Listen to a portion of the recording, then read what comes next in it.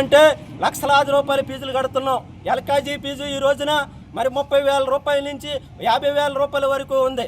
అదేవిధంగా ఒక 10th class చదివించుకోవాలంటే Ramachandrapuram పట్టణంలో లక్ష రూపాయల వరకు ఫీజులు వసూలు చేస్తున్నారు.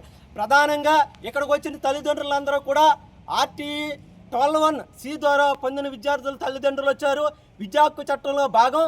ఆ విద్యా హక్కు చట్టం ఏం చెప్తుంది?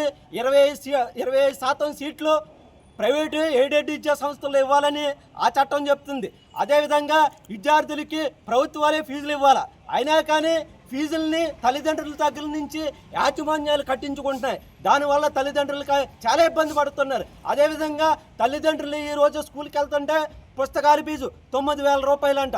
అంటే 1000 రూపాయల పుస్తకాల ఫీజుల్ని 9,000 రూపాయలు 10,000 రూపాయలు కార్పొరేట్ ప్రైవేట్ విద్యా సంస్థలు వసూలు చేస్తున్నాయి. అదేవిధంగా యూనిఫామ్ 1,200 రూపాయల నుంచి 2,000 3,000 రూపాయల వరకు ఫీజు ఉంది. అదేవిధంగా బిల్డింగ్ ఫండ్ ఈ విధ రకరకాల ఫీజుల పేరుతో అంటే 1983లో ఎన్టీ రామారావు గారి టైంలో మరి ఆంధ్రప్రదేశ్ విద్యా సంస్థల నియంత్రణ ప్రవేశాల చట్టం ఉంది.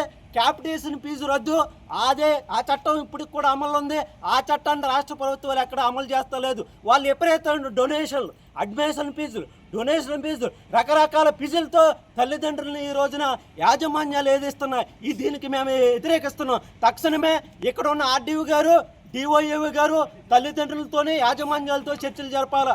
ఎక్కడా కూడా RTE 12(1)C ద్వారా పొందిన విద్యార్థులకి అన్ని రకాల ఫీజులు రద్దు చేయాలి. అదేవిధంగా OC కార్పొరేషన్లో గత 2 సంవత్సరాల నుంచి ఎవరికి కూడా ఫీజులు ఇవ్వలేదు. వాళ్ళకి కూడా ఫీజులు ఇవ్వాలని ఈ సందర్భంగా మేము డిమాండ్ చేస్తున్నాం.